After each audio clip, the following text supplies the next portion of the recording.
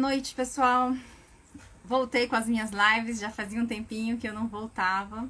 Agora, hoje, aí, trazendo um convidado bastante qualificado para falar sobre bem-estar, religião e espiritualidade, né?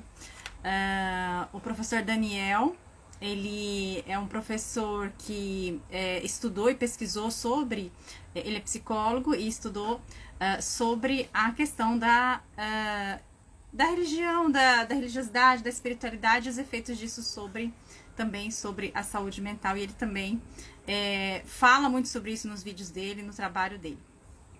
Olá, pessoal. Olá, Lulu, Aurilene. Esperando o professor entrar aqui. E deixa eu só ver se tá tudo ok por aqui, pessoal. Pessoal, quem tiver perguntas sobre essa temática, tá? Enquanto o professor não entra, eu vou até falar um pouco sobre o meu trabalho, né? Eu sou psicóloga também, como alguns já conhecem, quem já é meu seguidor aqui já conhece meu trabalho. Quem não é, quem é seguidor do professor Daniel, eu trabalho com a psicologia clínica, eu também mexo principalmente com o desenvolvimento humano. E hoje eu pesquiso, no doutorado, eu pesquiso também sobre essa temática, né? E aí chegou o professor, já deixou colocar ele aqui. Eu também faço essa pesquisa também no doutorado, na USP, a gente está investigando, trazendo aí algumas questões sobre a espiritualidade, a felicidade e bem-estar, especificamente com relação ao Islã. E bem-vindo, professor Daniel, aí conosco. Obrigado, Salwa. Deu uma atrasadinha aí, mas estamos juntos. Tava se apresentando, né? Te interrompi. Eu falei um pouco de você, mas eu gosto sempre de deixar que o convidado se apresente um pouco mais. E falei Ah, um pouco também joia. do meu trabalho enquanto você não chegava. Eu Sim, acho que sim, vai ter seguidores meus que não te conhecem, seguidores seus que não me conhecem, sim. então. Mas como você é o convidado, né? Eu que fiz o convite, porque eu gosto muito de estar conhecendo o trabalho de outros profissionais, tanto psicólogos ou profissionais de outras áreas que também trabalham ou com a psicologia positiva, que é uma linha que eu trabalho bastante, ou com a linha da espiritualidade e saúde mental, que são interrelacionadas. Sim, Né? sim. Então, para a gente começar, eu queria, Daniel, que você se apresentasse, falasse da sua trajetória profissional e também na área acadêmica, para o pessoal conhecer um pouquinho mais sobre você. Show, vou fazer isso. Deixa eu só confirmar aqui se eu estou no 4G ou no Wi-Fi, porque tá travando um pouquinho para mim. Só um minutinho. Tá, tudo bem. Então, pessoal, se quiserem adiantar as perguntas, Parece que eu estou no tá Wi-Fi bom. mesmo, então se travar muito, você me dá um toque, tá, ô Salo? Que aí eu mudo pro 4G, que às vezes a minha internet ela fica dando uns piquezinhos assim. Mas tá me ouvindo bem? Tá tranquilo? Ah, de todo mundo. De todo mundo. Mesmo que você pague a melhor internet, é impressionante. Ninguém 100, tem garantia de nada. 120 mega aqui, pois é, ué. Então, Sala, você me pediu então para me apresentar, né, para os seus seguidores. Depois eu gostaria que você falasse um pouquinho de você também, né, para o pessoal que me segue conhecer o seu trabalho. Então, eu sou o professor Daniel Gontijo, eu sou psicólogo, atuo na psicologia clínica também, com a terapia cognitivo-comportamental. Eu fiz o meu doutorado em neurociências, mas o meu estudo ele foi focado na psicologia mesmo. Teve um pouquinho assim de um contexto teórico das neurociências, mas foi mais aplicado na espiritualidade, na religiosidade e sua relação com a saúde mental. Então eu investiguei alguns componentes de saúde mental, que foram depressão, ansiedade, felicidade e sentido de vida, comparando diferentes grupos de pessoas conforme suas orientações religiosas e espirituais. Então a gente comparou ateus com agnósticos, com religiosos e espiritualistas, que a gente considera aquelas pessoas que têm alguma fé, têm algumas práticas espirituais, mas não se identificam com nenhuma religião. Então esse foi o propósito do meu estudo de doutorado e continuo pesquisando na psicologia da religião e sua relação com a saúde mental. A gente coletou dados agora da pandemia, estamos começando a avaliar para ver como é que está a saúde mental do pessoal durante a pandemia e também se tem diferenças entre pessoas religiosas e não religiosas a respeito de algumas atitudes durante a pandemia, tipo o uso de máscara, o isolamento social. Então a gente quer ver se a religiosidade, crenças espirituais podem interferir positivamente ou negativamente, tanto na saúde mental como em algumas atitudes durante a pandemia. Eu tenho, né, o meu Instagram para fazer um pouco de divulgação científica, levo um pouco também da minha perspectiva de mundo, né, minha visão de mundo, eu sou ateu, então eu levo algumas reflexões a partir do ateísmo a respeito dessas questões, mas quando eu falo de ciência, é ciência e ponto, né? Aí não tem muito o que discutir. E meu canal do YouTube também, onde eu faço um pouco de divulgação científica. Eu acho que é isso aí. Sou professor de psicologia, acho que eu não falei, né? Na Faculdade Pitágoras. Então é isso. Se É, você pudesse apresentar um pouquinho também para o pessoal que vai assistir a gente que me segue lá no Instagram. Inclusive, fica aí o convite para te seguir também, acompanhar seu belo trabalho, né, Salo? obrigada. Então, eu agora fiquei super curiosa. Esse trabalho da pandemia vai ser bem bacana, hein? Porque você fez uma associação, uma escolha legal de comportamentos de saúde, né? Porque tem muitos trabalhos Sim, na sim, literatura que falam sobre a associação da religiosidade com comportamento de saúde. E é mais um aí, só sim, que agora sim. com a cereja do bolo da pandemia. Então, Exatamente, aproveitando. sobre o meu trabalho, né? É, o meu trabalho e até a gente acabou não tendo tempo de trocar umas figurinhas dos bastidores fora da questão da live, né? Mas Aham, eu escolhi o ponto da felicidade, que você falou que foi um dos critérios que você usou na sua sim. pesquisa, né? Eu Aham, aham. pesquisei, como eu trabalho com a psicologia positiva, essa é a base, né, a perspectiva teórica que eu vou utilizar. Uhum, Mas quando a gente fala felicidade, né, talvez muitos às vezes não colocam nessa amplitude, mas é que a gente quer dizer bem-estar, essa sensação de satisfação, de uhum, bem-estar, e não só da alegria, né, no sentido muito fechado da alegria, mas da felicidade de um modo uhum. global, mais amplo. E a gente Sim. usou, eu estou fazendo essa pesquisa baseada aí no Islã, nos ensinamentos, também nos comportamentos Uhum, positivos que o Islã estimula e que por muitos ainda é uhum, desconhecido, porque as pessoas conhecem só o lado extremo, enfim, sim. coisas mais sensacionalistas sobre o Islã e Aham, deixam de conhecer a essência que tem muitas práticas, muitas orientações islâmicas a respeito de saúde, também de uhum, comportamento social, comportamento individual, questões ligadas à aceitação, que favorecem aí o coping, favorecem todo esse aspecto. uhum, E então eu uso acaba fazendo esse link da espiritualidade, religiosidade, saúde mental, essa mistura aí, que é parecida um show. pouco com o TCC, só que outros métodos, Aham. né? E Você aí falou que você você vai coletar dados com o pessoal de outros países, porque aqui a gente não tem muito muçulmano, né? Muito pouquinho, não, a né, minha no pesquisa Brasil? não temos uma comunidade espalhada, né? Tem alguns lugares que é mais concentrado, São Paulo, mas a minha pesquisa não ela é qualitativa, mas ela não é com Uhum. pessoas, ela será feita com líderes religiosos que vão me trazer essas informações, Ah, porque uhum, eu peguei uhum, pessoas que bacana. têm o conhecimento do Alcorão para poder me trazer essas preconizações que são trazidas. Eles têm, né, uma expertise maior para poder trazer isso com autoridade. Sim, sim. Legal, bacana. Uma diferença aí, né, que eu pesquiso mais com a população geral, né?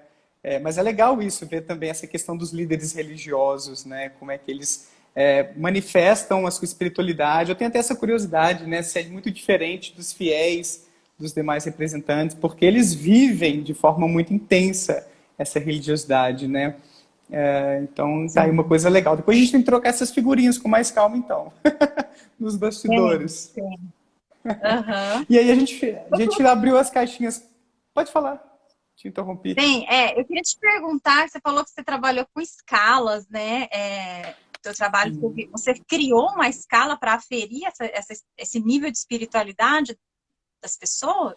Sim, sim. Olha só, quando eu fui fazer meu doutorado, fui investigar essas questões sobre religiosidade, espiritualidade, eu estava muito mais interessado sobre o aspecto cognitivo, que é a crença. O quanto as pessoas acreditam que existe Deus, que existem anjos, demônios, vida após a morte e assim por diante. E eu não encontrei nenhuma escala, nenhum instrumento que medisse esse construto, que é o nível de crença das pessoas em seres sobrenaturais, nem validado para o Brasil, nem no exterior. Pelo menos eu não encontrei nenhum que fornecesse uma medida mais pura de crença. Quando eu encontrei crenças misturadas com valores, crenças misturadas com religiosidade, num aspecto mais prático, né, da oração, por exemplo, aquela religiosidade privada, ou a religiosidade organizacional, que é você congregar, você se reunir com outros adeptos da sua religião. Mas eu senti falta disso, de uma escala que medisse o nível de convicção que as pessoas têm de que existem seres sobrenaturais. Então, eu parti dessa escassez da literatura, desse buraco aí, porque eu achava muito importante para a minha pesquisa diferenciar até que ponto a crença impacta a saúde mental e até que ponto a prática impacta a saúde mental. Será que uma coisa interfere mais do que outra? Então, eu queria, entre outras coisas, ver se haveria alguma diferença nisso. E, curiosamente, a gente descobriu que o aspecto religioso ele estava muito mais envolvido com a saúde mental, naqueles componentes que eu te falei, do que a crença em si. Não é que a crença não seja importante. É preciso você pressupor a existência de Deus, de outros seres sobrenaturais, para você se envolver de forma legítima com uma religião. Senão você está só representando ali, né? Então, por exemplo, Natal. Quando eu comemoro, né, vou para Bom Despacho, minha terra natal, com meus familiares, a hora da oração, alguma coisa assim, embora eu não acredite em nada, eu até dou as mãos ali e participo com eles, né? Mas eu não estou ali com uma atitude de acreditar. Não estou ali com uma atitude de me comportar imaginando que, por exemplo, Deus vai me ouvir e vai atender aquela prece, ou, sei lá, o meu obrigado, a minha gratidão. Então a gente pensou assim, que é importante ter esse componente cognitivo também, até para ver o que é que importa mais quando a gente fala de saúde mental. E aí, então, eu desenvolvi essa escala, a gente avaliou 1.788 brasileiros, coletamos muitos dados aí, a escala funcionou bem, são 13 itens, e ela avalia crenças sobre esses seres em geral, tá? Deus, anjos, demônios, a gente não usa esses termos, a gente usa só a expressão seres espirituais. Por quê? Porque a gente queria que ela fosse pertinente para pessoas de diferentes religiões. Então, por exemplo, o espírita, ele vai conseguir responder essa escala numa boa, mesmo não chamando os espíritos malignos, digamos, né, ou que trazem malefícios, de demônios. Então, a gente achou essa estratégia legal também, sabe? De falar, por exemplo, um ser espiritual abençoa quem faz o bem. Um exemplo de item, sabe? Alguns seres espirituais nos atormentam. Então, a gente não falou que são espíritos malignos, nem demônios, nem entidades X ou Y, né? Então, essa medida a gente desenvolveu, e aí a gente viu que, daqueles 4 componentes, religiosidade esteve relacionada com todos, então posso falar um pouquinho depois se você quiser, mas crenças em seres espirituais apenas com sentido de vida. Olha que dado que chamou a atenção assim, da gente, né? E aí uma hipótese que a gente levanta é a seguinte: se você acredita em vida após a morte, se você acredita que você é filho de Deus, que Deus governa o mundo e criou tudo isso aqui, você vai ter uma visão de mundo preenchida por essas ideias. Então a sua forma de pensar sobre o mundo, sobre as questões existenciais, ela é permeada pelas crenças em seres espirituais, de forma que isso se relaciona com essas crenças, né? Porque quando eu falo de sentido de vida, eu penso em 3 componentes. Não é que seja um consenso na literatura, mas tem alguns autores trabalhando que é como se fosse um tripé, sentido de vida. Um componente é o quanto você tem propósitos ou metas na vida. Então, esse sentido, no sentido de você ter uma finalidade na sua existência. E um ateu pode ter uma finalidade, né? Você pode finalidade de constituir uma família, de amar e ser amado. Esse ponto que você fala desse primeiro ponto aí, também a gente, na psicologia positiva, costuma trazer como uma causa que você defende também. que pode ser, que também acaba sendo ligado a propósito, né? Uma causa, você defende a causa, tem pessoas que passam uma vida defendendo a causa das crianças, Exato. a causa dos animais, a causa das mulheres, a causa da política, Exato. a causa enfim, da educação, da saúde, e Sim. isso serve como propósito, né? Mas pode continuar. Exatamente. Deixa eu E só essa... Uhum.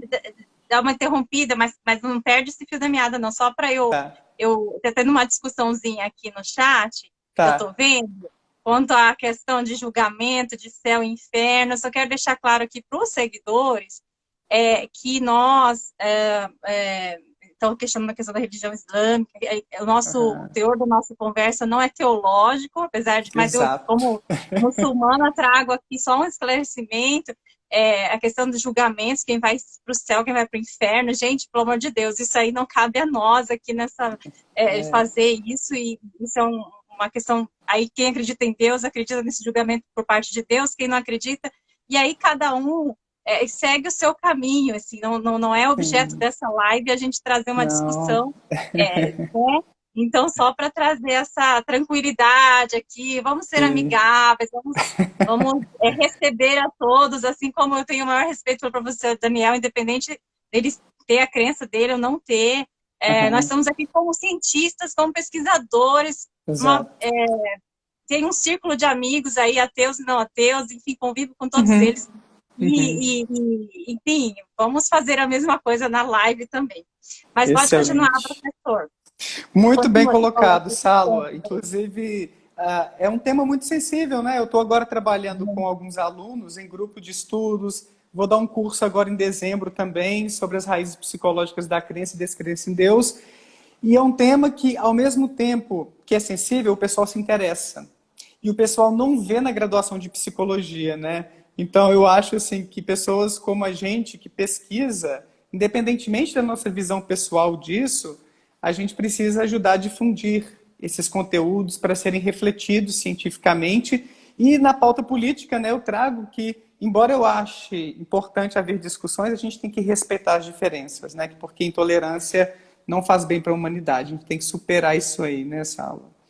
E aí, voltando no aspecto do sentido de vida, eu trabalho com esse conceito, que é um tripé, né, que envolve tanto as metas, como você falou, que aí não depende de religião, né? Você pode ter suas metas, seus propósitos, as suas causas, que são seculares, né? Fazer divulgação científica é uma das coisas que me movem, por exemplo, né? Eu adoro falar sobre esses assuntos. Mas, obviamente, a religião, ela é uma fonte poderosa de sentido. Não é que ela não seja, obviamente, ela é uma das mais poderosas, e tem pesquisas mostrando isso. Um outro ponto, além de propósitos, é o quanto a pessoa valoriza a própria vida. Tem a ver com a autoestima, por exemplo, tanto que ela vive uma vida que ela considera digna de ser vivida, né? Eu gosto de viver, vale a pena viver, é um outro componente de sentido de vida. E o terceiro que a gente trabalha é a visão de mundo. É como você compreende a sua vida, o seu lugar no universo, na existência. E aí existem diferentes discursos para isso, né? Incluindo o religioso, o espiritualista, o científico, o filosófico, enfim, cada pessoa constrói essa percepção ou esse conjunto de crenças sobre quem somos nós, o que a gente está fazendo aqui, o que é essa coisa maluca que a gente está vivendo de pandemia, por exemplo, né? Então, curiosamente, a única variável, né, que foi sentido de vida, que se relacionou com esse nível de crenças espirituais, crenças em seres espirituais. E a nossa hipótese é essa, que o aspecto de sentido de vida, ele bebe muito da sua visão de mundo. Então, parte do que a gente chama de sentido de vida é essa compreensão que a gente tem de quem somos nós. E as crenças religiosas, espirituais, elas preenchem essas nossas questões existenciais. Então, essa é uma hipótese que a gente trabalha. E um dado legal que a gente encontrou é que não é que a relação seja totalmente linear, retinha, ou seja, quanto mais religiosa é uma pessoa, quanto mais crente em seres espirituais é uma pessoa, mais sentido de vida ela tem. Existe essa tendência sim. Só que a gente usou um modelo estatístico que a gente detectou que existe uma curva curiosa, então uma barriguinha, digamos assim, que significa que existem pessoas que estão numa região mais intermediária de sentido de vida desculpa, de crenças espirituais que tem menos sentido de vida do que quem está na extremidade. Para colocar isso de forma mais fácil de entender, que foi um outro dado da gente que reflete isso aí, ateus e religiosos apresentavam mais sentido de vida do que agnósticos. Porque os agnósticos são as pessoas que não têm uma posição positiva, que a gente fala, né, de afirmar que Deus existe ou de afirmar que Deus não existe, né, ou seres espirituais. Eles suspendem o seu julgamento sobre essa questão. É o famoso não sei, né? Eu não consigo me posicionar, ou porque os argumentos não são bons das duas partes, ou porque eles são bons, têm forças nas duas partes e eu não consigo me decidir. E acaba que o agnóstico, então, aí é uma interpretação nossa, por ter essa posição mais da incerteza, da dúvida, a nossa interpretação é que ele acaba tendo um pouco de déficit na hora de significar a sua vida nessa perspectiva de responder às questões existenciais. Porque o ateu responde às questões existenciais.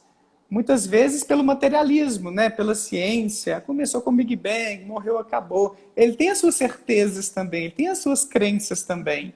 Então ele estaria numa posição, quando a gente pensa em sentido de vida, um pouco melhor ou mais satisfatório do ponto de vista psicológico, mais uma vez como a Salo falou, né? Não estamos falando aqui de teologia, né? Quem está certo ou quem está errado, mas do ponto de vista desse componente de saúde mental, aparentemente a nossa interpretação, né? Ateus e pessoas religiosas teriam uma vantagem psicológica, né, sobre os agnósticos que não têm possivelmente uma explicação, uma resposta assim tão concreta sobre essas questões existenciais. Embora ainda assim os religiosos tenham mais sentido de vida do que os ateus. Então, quando a gente divide os grupos, eu acho interessante para a gente olhar essas diferenças mesmo, né? Que não quer dizer que toda pessoa não religiosa ela vai ter menos saúde mental, né? Ou vai haver diferenças entre os grupos também. Então, a gente gostou de separar isso para ver essas diferenças. E os espiritualistas, só para trazer mais um dado, aproveitando o contexto, que são as pessoas que têm alguma fé, que têm alguma espiritualidade, mas não estão engajadas em uma religião, tendiam a ter mais sintomas depressivos e mais sintomas de ansiedade do que os demais grupos. Esse foi um dado que me chamou muita atenção também. A gente não sabe por que a gente levantou algumas hipóteses, mas é uma dos objetivos que eu tenho mais para frente, de saber por que esse grupo ele é um pouco mais vulnerável a respeito de ansiedade e depressão. E ateus e religiosos não se diferenciaram em depressão e em ansiedade. É um dado que é curioso, porque quando a gente vê a tendência, né, a gente até fez essa análise também, quanto mais religiosa era a pessoa, quanto mais ela era envolvida na sua religião, quanto mais ela orava em casa, meditava em casa, quanto mais as suas crenças religiosas interferiam em sua vida, menos depressivas e menos ansiosas elas eram. Mas isso não significa que toda pessoa que é pouco religiosa seja mais depressiva ou mais ansiosa. E aí que essa comparação entre grupos que a gente fez mostrou isso pra gente. Que existe um grupo de pessoas não religiosas que parece ser um pouco mais vulnerável e puxar a média para baixo, entre aspas, né? Quando a gente faz a correlação. Que seria esse grupo dos espiritualistas. Mas a gente não sabe por quê. O que acontece que eles são um pouco mais deprimidos, um pouco mais ansiosos. Daniel, isso aí, porque tem uma pesquisa, quando eu fiz um dos meus créditos na USP, tem umas perguntinhas que eu vou ler daqui a pouquinho aqui, chegando, no nosso chat. Mas só para pegar o link com o que você está falando agora, essa questão dos não religiosos, porque tem uma pesquisa que eu não lembro eu não lembro exatamente o autor, mas assim, onde eles colocam que a pessoa praticante pratica essa religiosidade, ela internaliza essa identidade de uma forma tão mais forte que isso acaba sendo um fator protetor, mais protetor do que aqueles que só são tem a religião de carteirinha, né? Digamos assim, de carteirinhas total, mas nunca vou a lugar nenhum, frequento nada, mas eu sou dessa religião. Ou então, não sei, no caso do espiritualista, que você falou, se também se encaixaria no caso deles, esse estudo que fala com relação a isso. Porque eu que pedi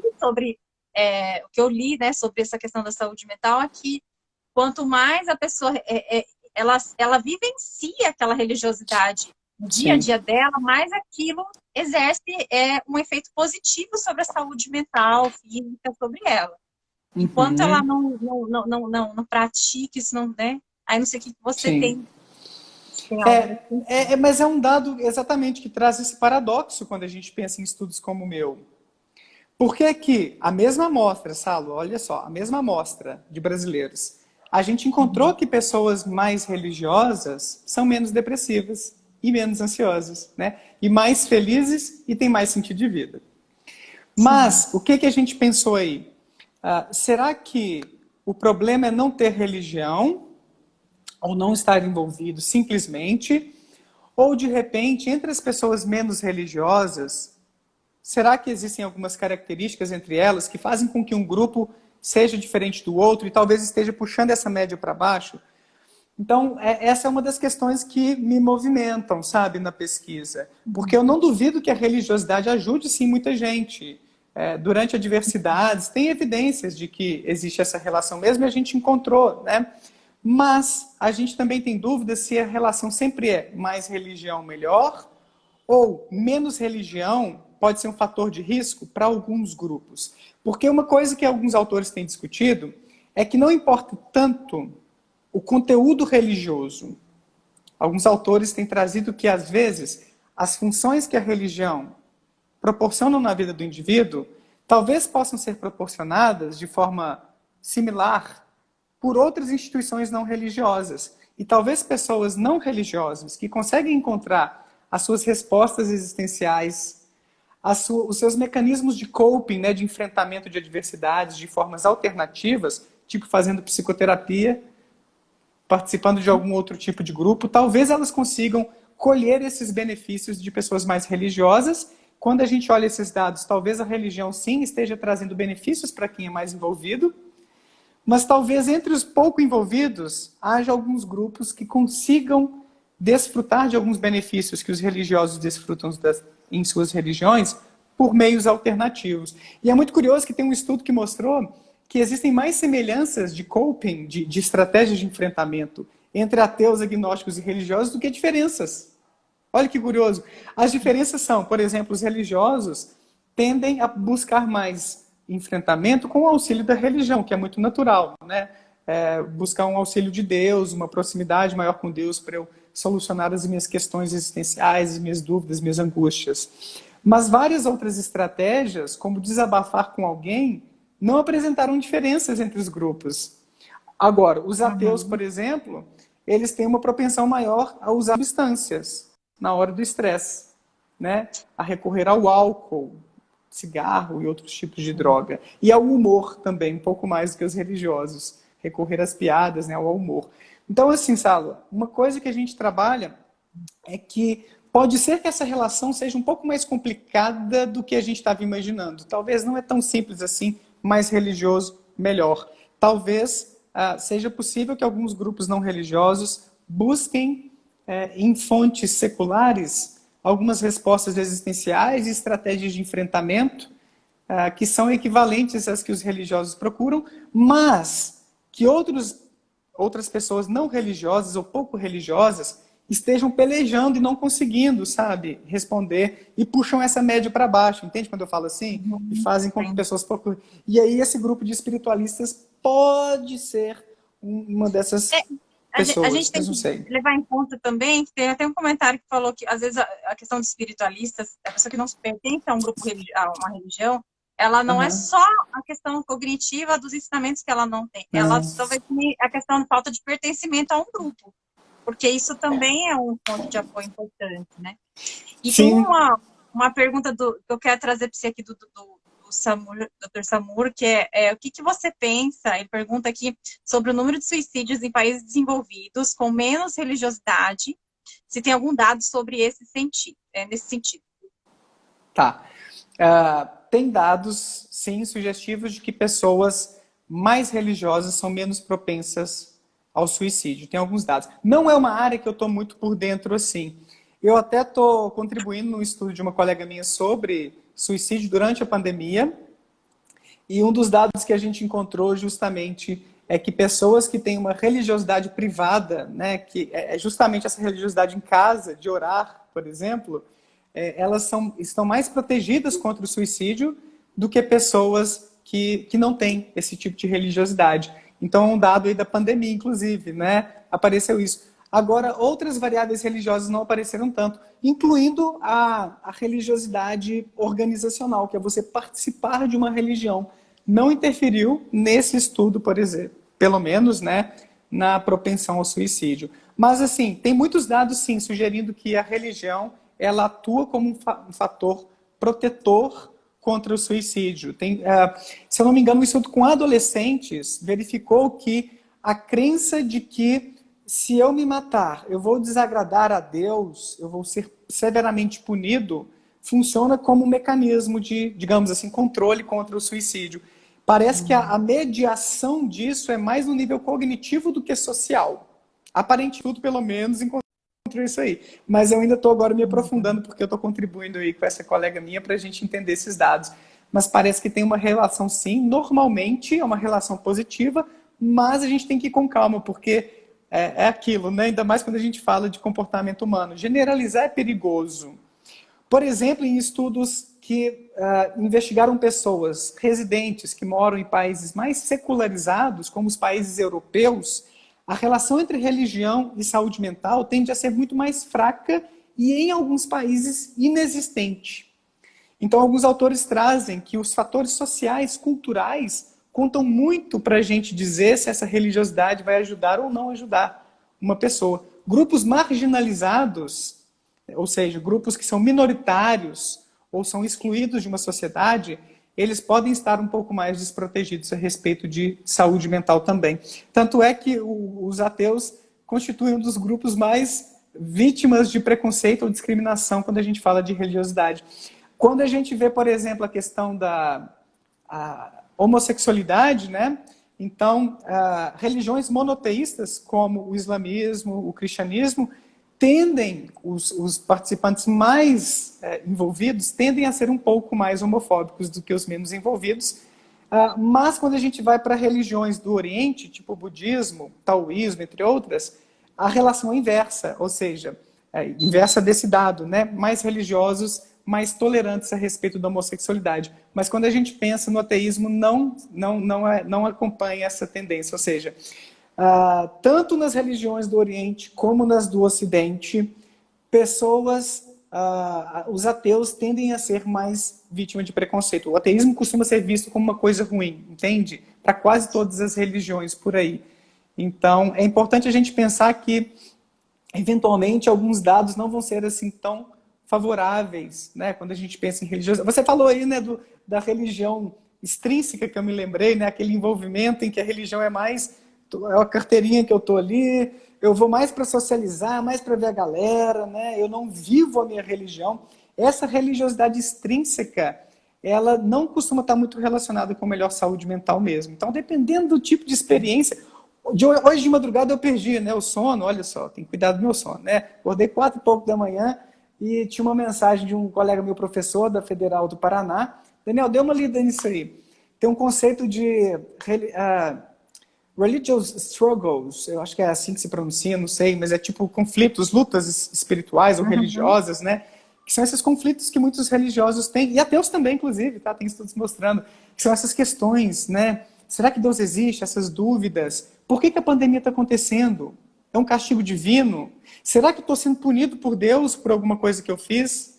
Esse tipo de experiência religiosa tende a estar relacionado com pior saúde mental também. Então, eu estou trazendo isso, Salo, às vezes eu me empolgo, tá? Qualquer coisa você me corta. Mas só porque, assim, embora em geral a religiosidade ela seja benéfica para a saúde mental, a maioria dos estudos mostra isso mesmo.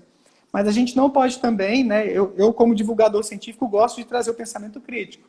Não dá para generalizar e achar que qualquer tipo de envolvimento religioso ou mais religião na vida é melhor, e quem não tem religião está sofrendo, se deprimiu, né, quer tirar a vida. Não é tão preto no branco desse jeito, né, como a gente diz. A gente tem que considerar alguns detalhes dessas relações também. Tem um comentário aqui do Universo Genial que fala: não é possível convencer um crente de coisa alguma, pois suas crenças não se baseiam em evidências, mas na necessidade de acreditar. eu acho que isso é relativo, né, Daniel? Porque em alguns, É. dependendo da forma como você aborda o cliente, também tem muita agressividade às vezes, né? Esse meio, além de psicóloga, também atuo numa comissão da OAB, que eu também sou advogada, né? Ah, Então, é legal. comissão de liberdade religiosa. E a Aham. gente tem alguns encontros, tem algumas reuniões, e às vezes sai umas. É que nosso grupo, graças a Deus, é muito unido, né? Mas assim, é, é, a gente já tem alguns desconfortos que são naturais, porque se eu acredito em algo, eu acho que o outro tem que acreditar, e isso não é só para religião, isso acontece em tudo. Num político, você vai pensar assim, você vai querer convencer o outro político, partido É. A é melhor que o partido B, Não é só na em futebol, religião. a mesma coisa, isso é coisa do ser humano, né? Mas, assim, Sim, a gente concordo. tende. Agora, assim, e aí tem a liberdade religiosa, a liberdade de se discutir, e a forma como você chega na pessoa, como você aborda. Sim, sim, Né? Agora, concordo. claro que a uma parte da fé é que que entra esses fenômenos sobrenaturais que a ciência não alcança isso, claro, Uhum, para quem uhum, acredita, né? Eu tô falando aqui.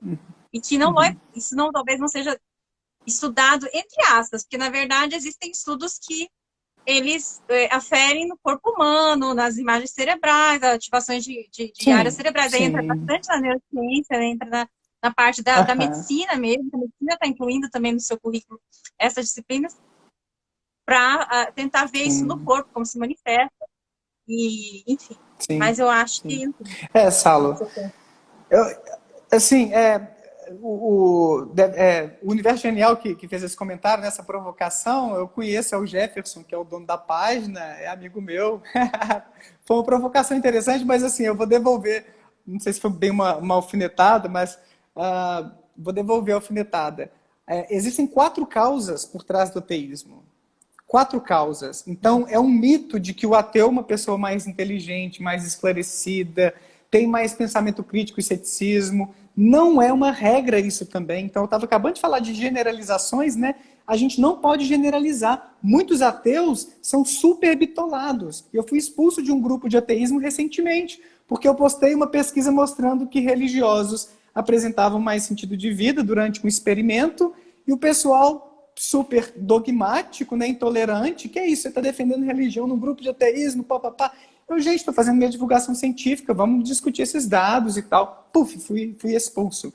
Então tem gente intolerante entre pessoas não religiosas, tem gente que não é racional, que não consegue ter um discurso nem respeitoso, nem racional, nem de bom senso entre os ateus, né?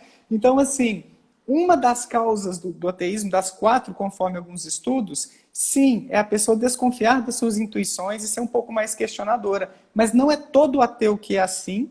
E existem outras causas que são motivacionais, que são de influência social, em que contexto você cresceu. Se você não teve muitas referências religiosas na sua vida, você tem uma inclinação maior para não ser uma pessoa religiosa, para ser mais desprendida de religião. Então, o viés social ele é muito forte para determinar se você vai se tornar religioso ou não religioso. Então, só para devolver a alfinetada, acreditar não é uma questão simples de razão, né, de seguir ou não seguir evidências, nem descrer.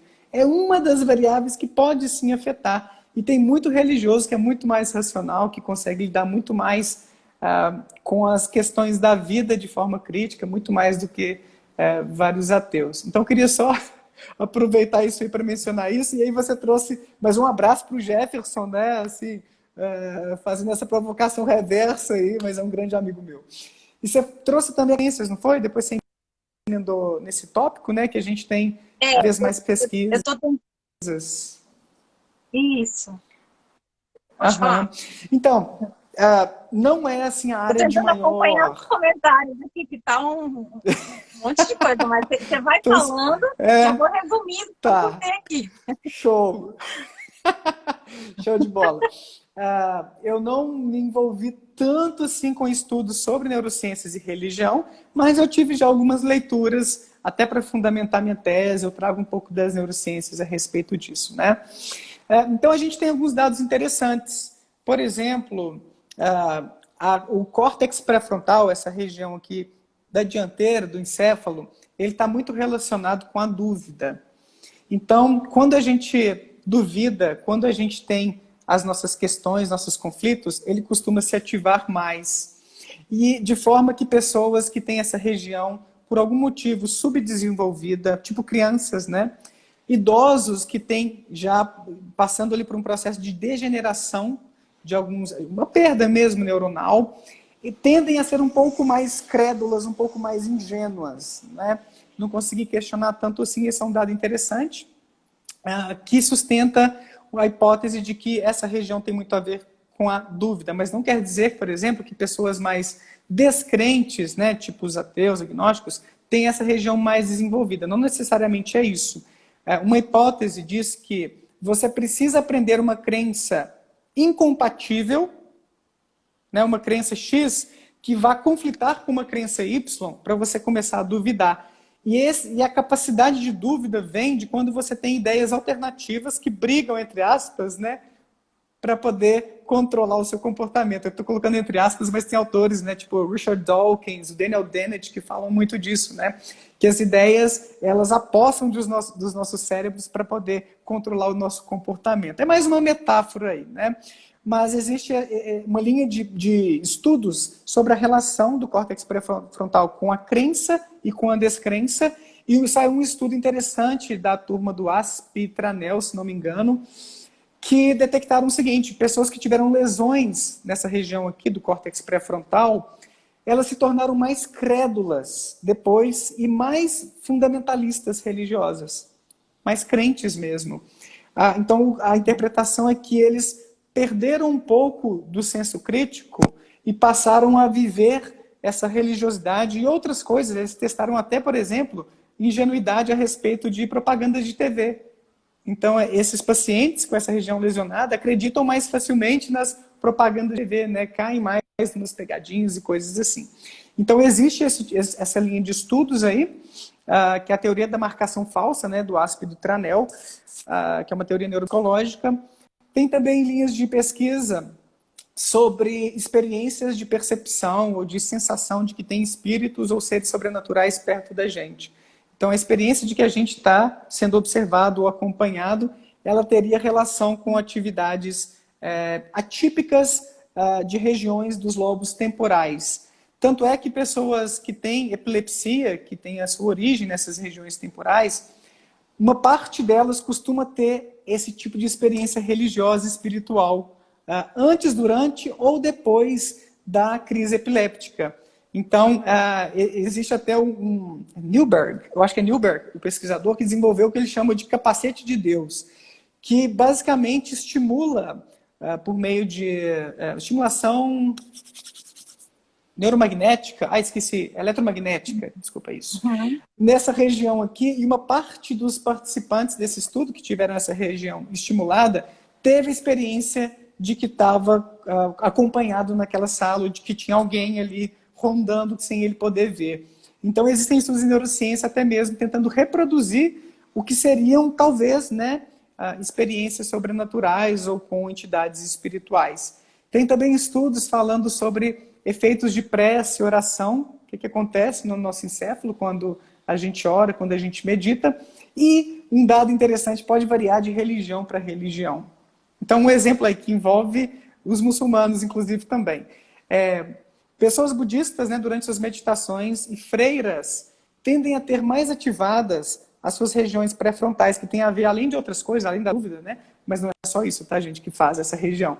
Tem a ver também com a atenção, com o controle atencional. Você se manter focado em alguma coisa, com tomada de decisão, entre outras coisas. Mas muçulmanos que estão em preces, em orações muito fervorosas, não sei qual é o termo melhor, enfim, estão muito envolvidos na sua oração, essa área fica mais reduzida.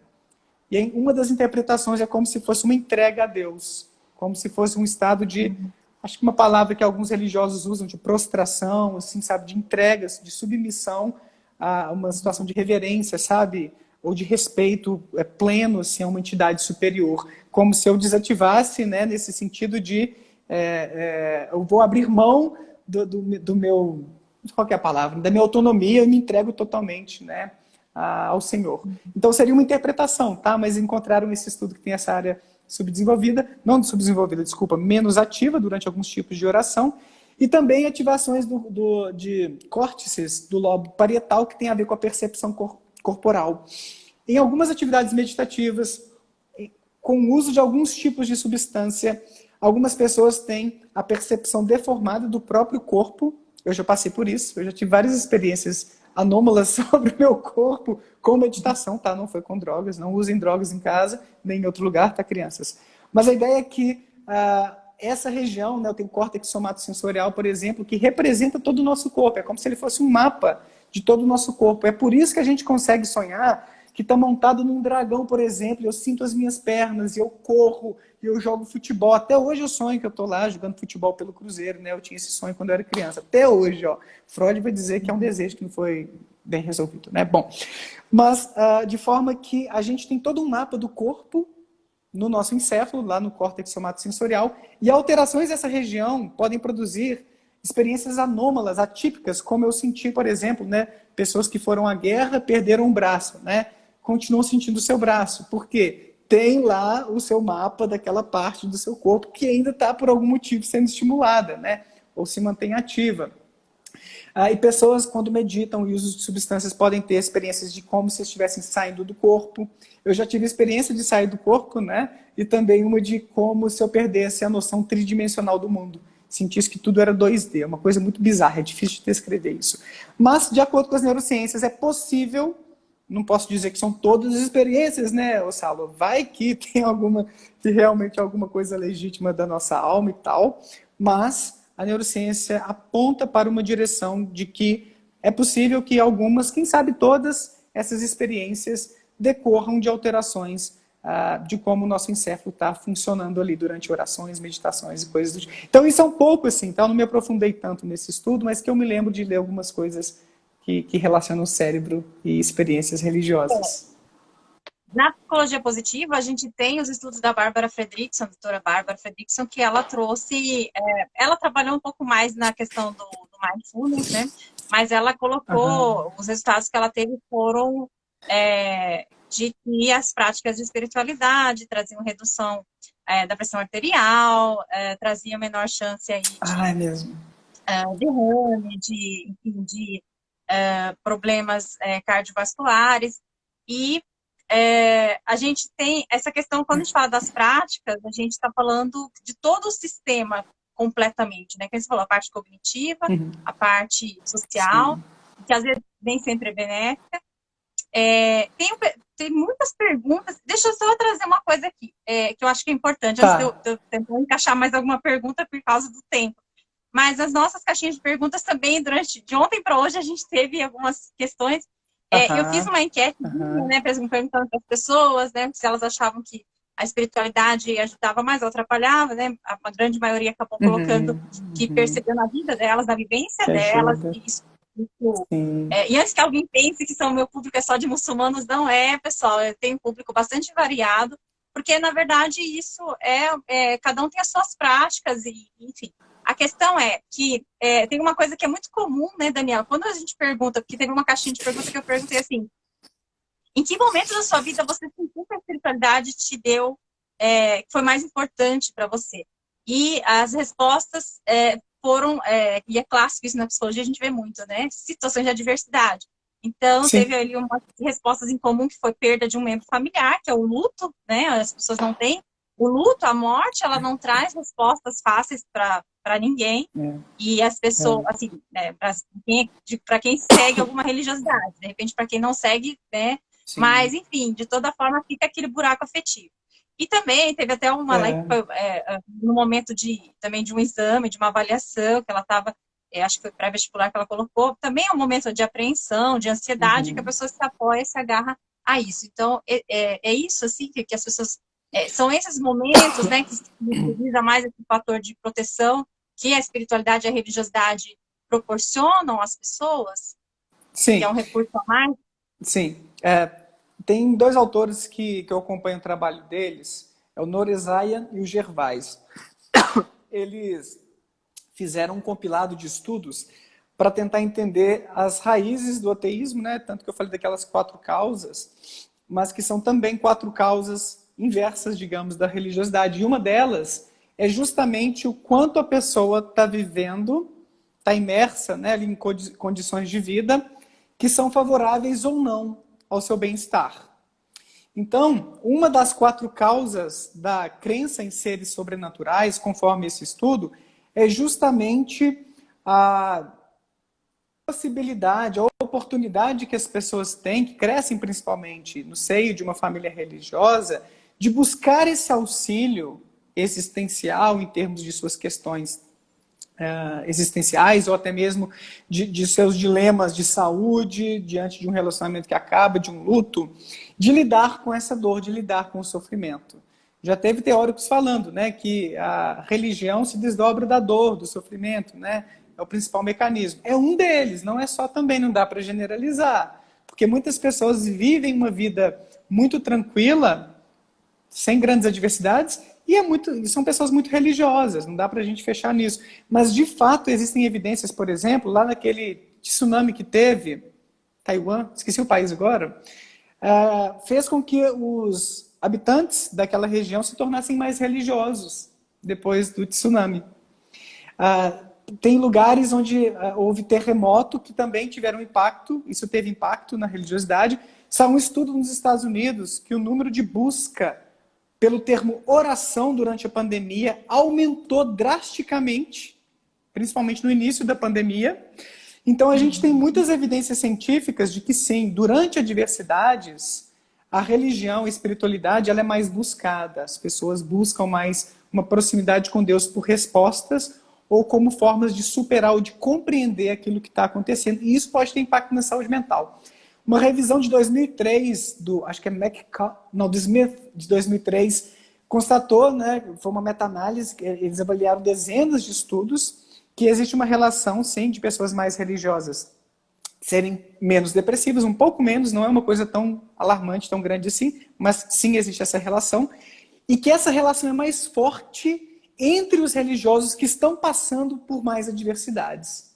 Ou seja, aparentemente, conforme esse dado, né, pessoas que estão passando por problemas financeiros, amorosos, luto, enfim, quaisquer que sejam os problemas de doença e tal, que se envolvem mais com a religião, passam a estar mais protegidas contra o desenvolvimento de sintomas depressivos e possivelmente do transtorno depressivo maior mesmo, que é a depressão. Então, essa relação é mais forte durante as adversidades. Uma das principais funções, então, da religião, isso que esses dados nos permitem concluir, seria justamente ajudar as pessoas a lidarem com o sofrimento, a lidarem com essas angústias existenciais que são tão comuns na nossa vida. Tanto é que em países que têm um sistema econômico, político, uma segurança maior, que fornece educação, né, oportunidades de vida para as pessoas, que são vários países europeus, tendem a ter mais pessoas não religiosas. Então, uma das explicações... Pode falar.